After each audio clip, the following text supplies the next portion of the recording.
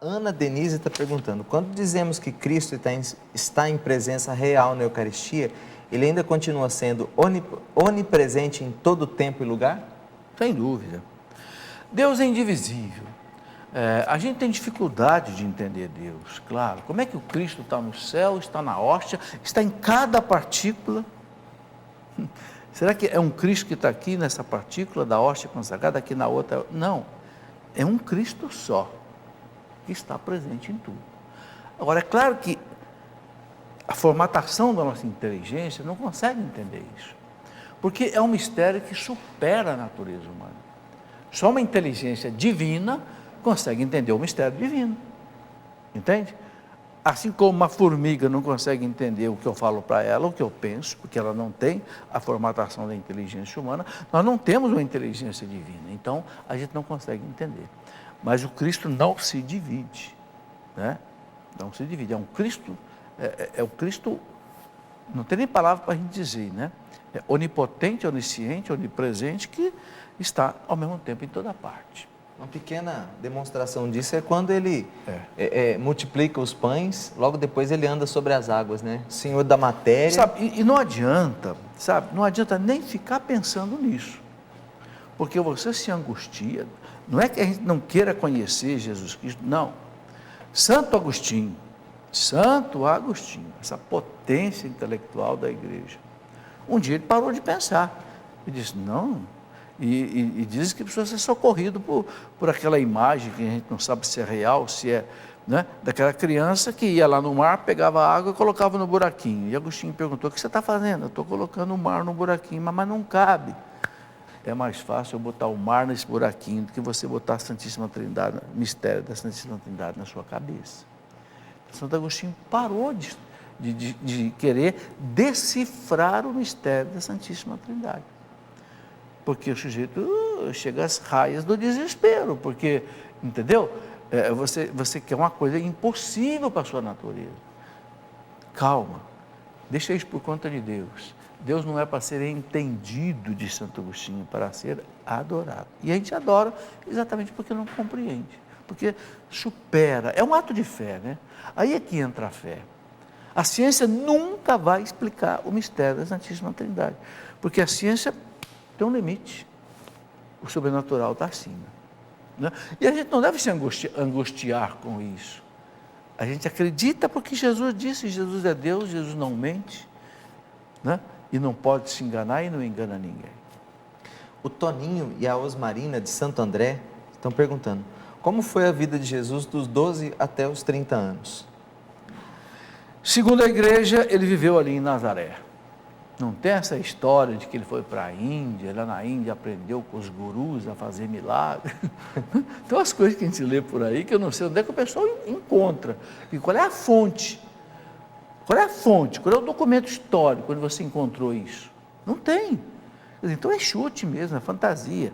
A igreja diz que o Cristo ficou em Nazaré, trabalhando na carpintaria de São José, e aí tem um sentido muito profundo, para mostrar primeiro a importância do trabalho, né? Paulo VI, quando visitou a carpintaria de São José, lá na Terra Santa, que existe lá esse lugar, né? Paulo VI disse, aqui é que Deus mostra a lição redentora do trabalho, ou seja, o fato do Filho de Deus ser o carpinteiro de Nazaré, né? Mostra como o trabalho humano é importante. Como é importante. É um dos aspectos que a gente precisa entender bem. Inclusive, eu gosto de dizer que o fundador do Opus Dei, né, o São José Maria Escrivá de Balaguer, ele colocou toda a espiritualidade do Opus Dei em cima do trabalho. O trabalho santifica o homem e o homem santifica o trabalho. Todo o eixo do Opus Dei é o trabalho. E é mesmo. Não é? Quer dizer, quando o homem pecou, o que foi que Deus disse para Adão e Eva? O que foi que Deus disse para Adão? Adão, não era para a terra produzir espinhos e abrolhos, mas porque você pecou, Adão. Agora, meu amigo, agora você vai ter que tirar o pão de cada dia com o suor do teu rosto. Ou seja, você vai ter que trabalhar.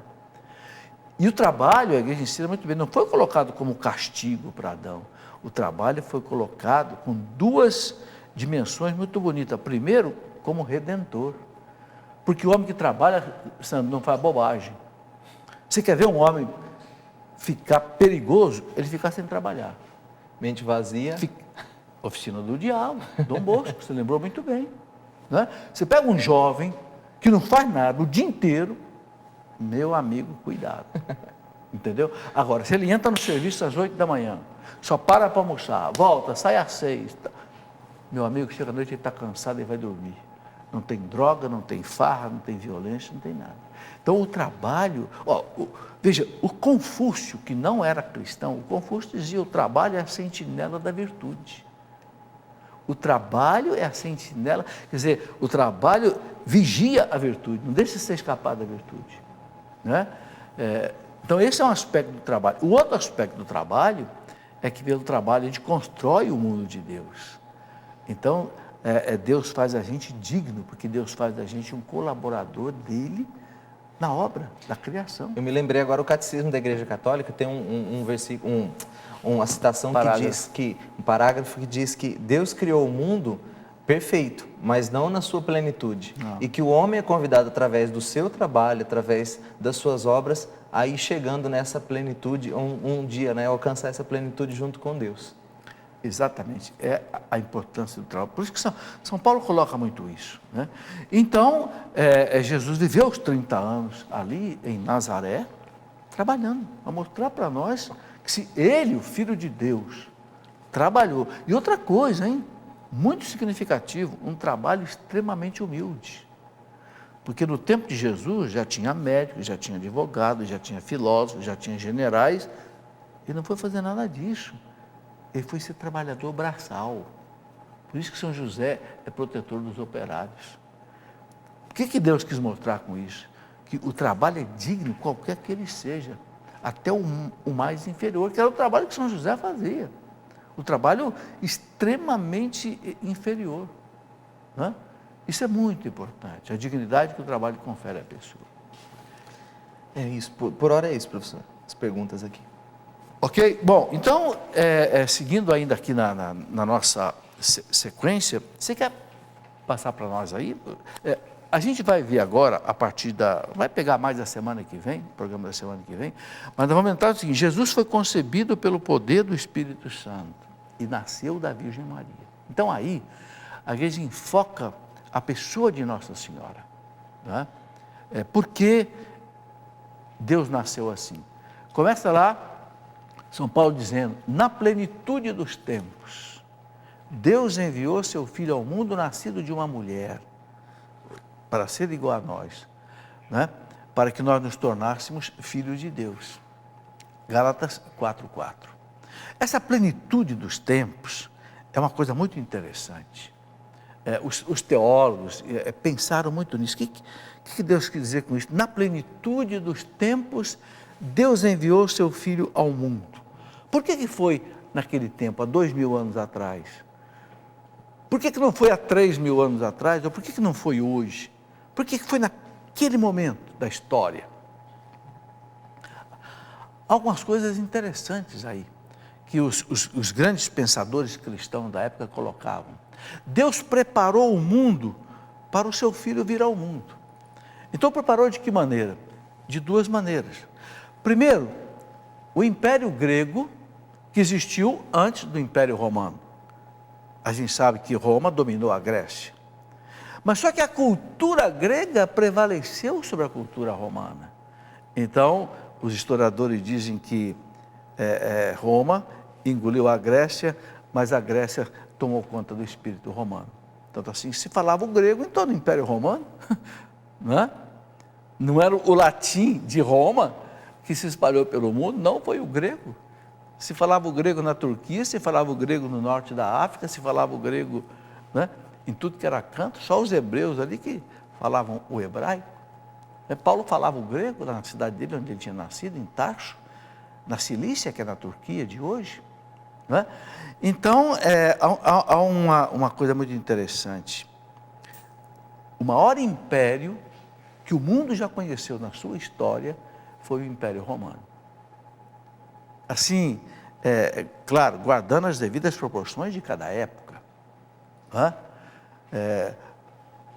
Nunca um império, nunca um povo foi dono do mundo. E o Império Romano foi dono do mundo. Toda a volta do mar Mediterrâneo foi dominada pelo Império Romano. Quando era o imperador Augusto, Otávio Augusto, né?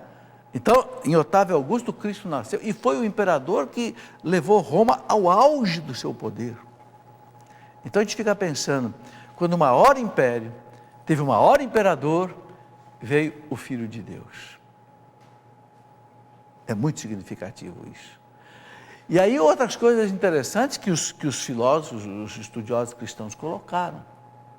O grego, os filósofos gregos, fizeram como que uma pré-evangelização. Sim, os filósofos gregos, Aristóteles, Platão. Por que Santo Agostinho foi estudar Aristóteles, foi estudar Platão, São Tomás de Aquino também?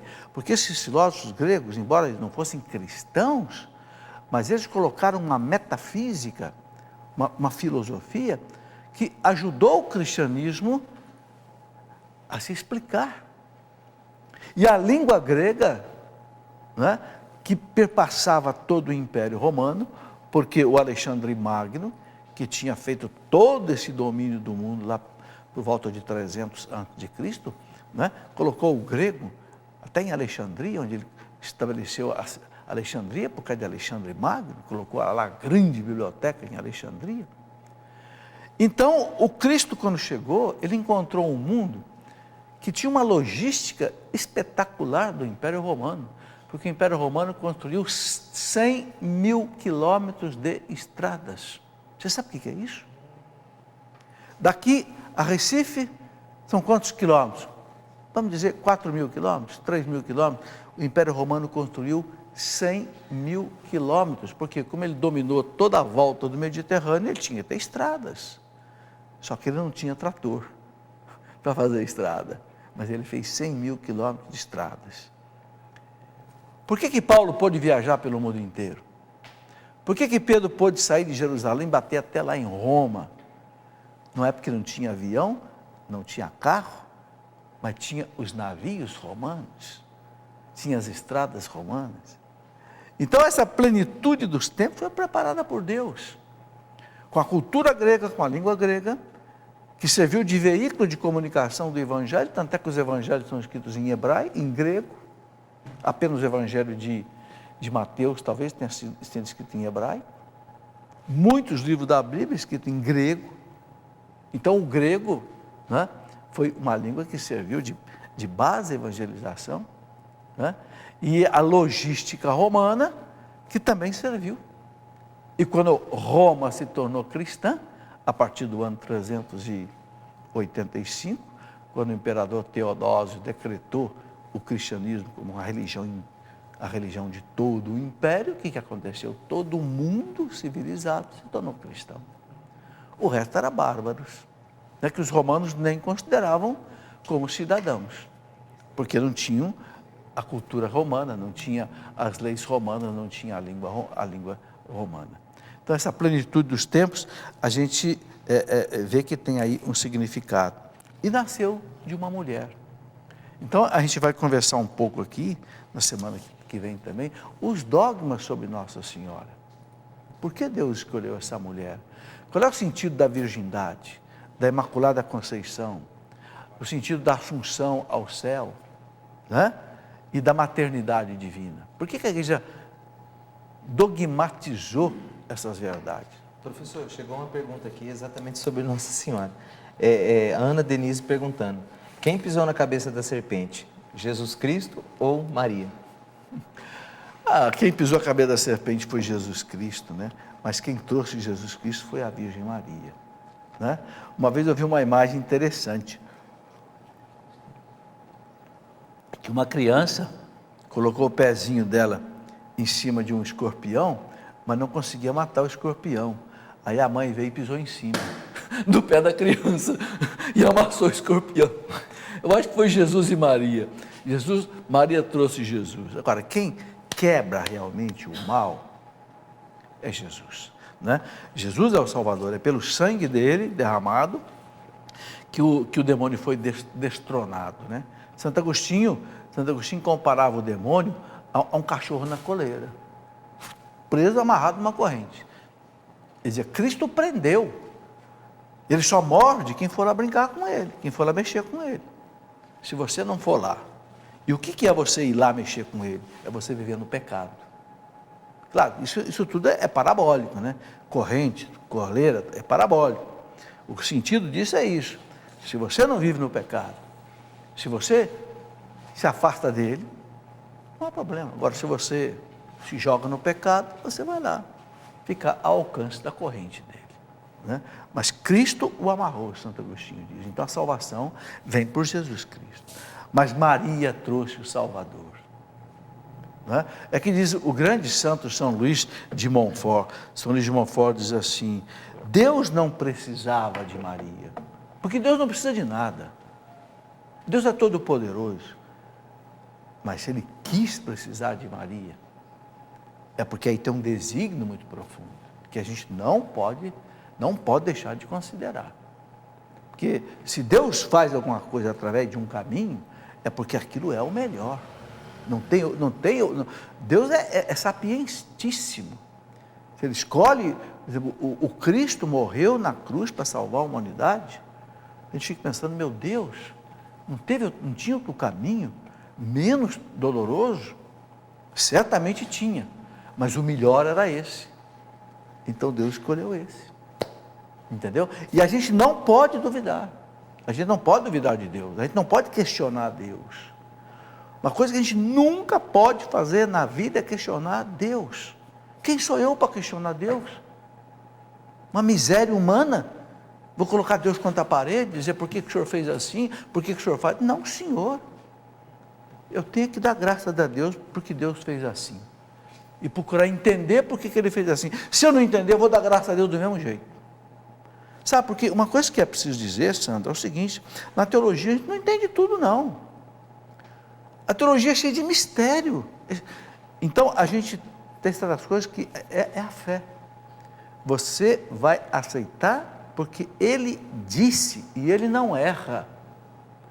É como se eu fosse dar uma aula aqui de física nuclear e colocar as equações, né, da física quântica, da mecânica relativística, de Schrödinger, não sei o quê. Quem é que vai entender?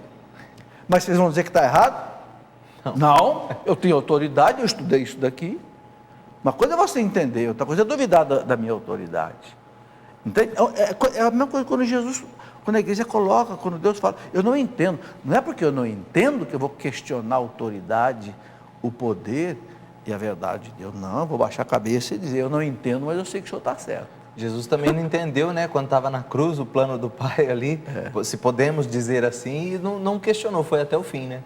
Exatamente. E até, sabe, é bom dizer isso, até nos momentos de sofrimento, até nos momentos de morte, a gente tem que acreditar que Deus está ali comigo naquele momento, e se Ele permitiu aquilo, Ele sabe por quê, eu não sei. Por isso eu estou chorando desesperado, mas Ele sabe por quê. E se eu confio nele, se eu tenho fé nesse Deus, eu vou ver a salvação. Não é? Aquilo que Jesus disse para Marta e Maria, né? Se creres, verás a glória de Deus. Não, Lázaro não estava ressuscitado ainda. Se creres, verás a glória de Deus. Não é?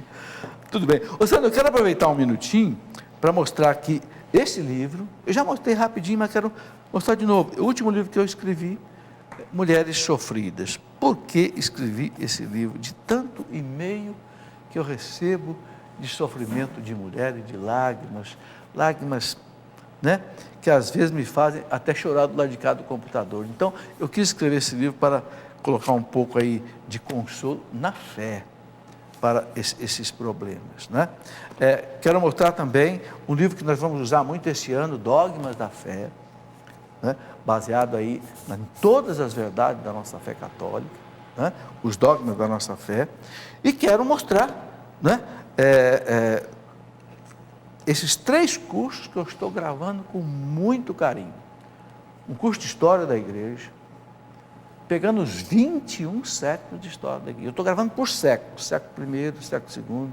Então, os 5 primeiros da história antiga.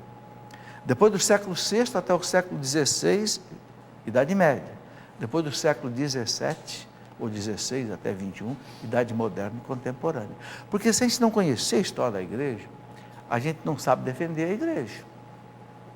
Conhecendo a história da igreja, a gente ama muito mais a igreja, serve melhor a igreja. Depois, um curso que gravei sobre a Bíblia, os 72 volumes da Bíblia, explicando cada um deles detalhadamente, usando livros de bons biblistas. E depois, um curso sobre o catecismo da Igreja Católica. Com isso, a nossa fé, neste ano da fé, pode ser muito fortalecida, né? Claro que com tudo que a igreja nos oferece. Esse é um esforço a mais que nós estamos fazendo aí. Professor, mais alguma coisa aí? José de Minas Gerais, eu não entendi muito bem aqui a pergunta dele, mas o que deu para entender aqui, ele falou que um outro programa ele viu o senhor dizendo que a caridade do cristão é melhor do que a caridade do cristão é pregar o evangelho. Que isso vale mais do que doar todas as suas coisas aos pobres e fazer caridade. Ele queria que o senhor explicasse um pouquinho melhor isso, a diferença. A gente não dispensa nada. São 3 virtudes teologais: fé, esperança e caridade, né? A gente tem que fazer a caridade, mas a caridade não é a mesma coisa que filantropia. Qual é a diferença de caridade e de filantropia? A caridade cristã você faz porque você ama a Deus, e porque você ama a Deus, você ama os filhos de Deus, entendeu? Então, porque você é meu irmão, filho do mesmo pai, então eu tenho que te ajudar. Eu não posso deixar, eu tenho que amar a você como eu amo a mim, o que Jesus diz. Isso é caridade cristã. Filantropia é aquilo que os filósofos estoicos faziam. Os filósofos estoicos lá, né, dos gregos, faziam o bem, mas assim, sem sentir nada, entende? Não é porque você é filho de Deus, nem acreditavam nisso, então é filantropia, não é? A caridade é importantíssima, é o que esse Papa tem falado tanto, vamos fazer a caridade, né? E olha, nunca houve na história da humanidade uma instituição que fizesse tanta caridade como a Igreja Católica, a gente pode dizer isso abertamente. Quando o Império Romano desabou, lá no ano 476, que os bárbaros tomaram conta do Império, a única instituição que ficou de pé foi a Igreja Católica. Então, todas as instituições de caridade, quem fazia era a Igreja Católica. E isso até hoje. A assistência social do governo começou há muito pouco tempo. Até, nós podemos dizer, 1800, 1900, toda a caridade no mundo, orfanatos, hospitais, santas casas de misericórdia, quem é que fundou? A Igreja Católica Apostólica Romana. Depois da Revolução Industrial na Inglaterra, que surgiram os sindicatos, surgiram as outras coisas, e essa assistência social foi passando para a mão do Estado. Mas não era assim, não. A igreja que se incumbia dessas. Pouca gente sabe então, disso. A caridade de um São Vicente de Paulo, caridade de um São Camilo de Lérida, caridade de Santa Teresa, isso sempre existiu na história da igreja. Então nós temos que pregar o Evangelho e a caridade andam juntos, são 2 coisas inseparáveis, né? Bom, terminou o tempo, não é? Vamos agradecer a Deus por mais essa oportunidade. Sandro, pode se despedir aí dos nossos telespectadores. Hoje não tem sorteio? Hoje não. Eu preciso trazer o livro para sortear, né? Na semana que vem, Sandro, vamos lembrar de sortear o Mulheres Sofridas, tá certo? Eu gosto sempre de fazer as pessoas que participam, são muitos, né, que participam. Tem bastante gente que participa. Eu gosto de deixar um presentinho aí. Vamos pedir então aos nossos padres e diáconos que nos acompanham de casa, que nos dê a bênção, mesmo à distância, para nós que estamos aqui, para as pessoas que estão em casa, né? Para que Deus nos socorra nos nossos males. Coloque diante de Deus agora a sua intenção, o seu pedido, aquilo que você precisa hoje, para a sua vida, para a sua família. E eu peço a Deus que pela intercessão de Nossa Senhora, de São José, né, e por essa bênção dos padres, dos diáconos, a graça de Deus chegue a cada um de nós. A nossa proteção está no nome do Senhor, que fez o céu e a terra. Abençoe-nos o Deus Todo-Poderoso, Pai, Filho e Espírito Santo. Amém. Muito obrigado a vocês que vieram participar aqui ao vivo, obrigado a vocês de casa que nos acompanharam, e até o nosso próximo programa, se Deus quiser.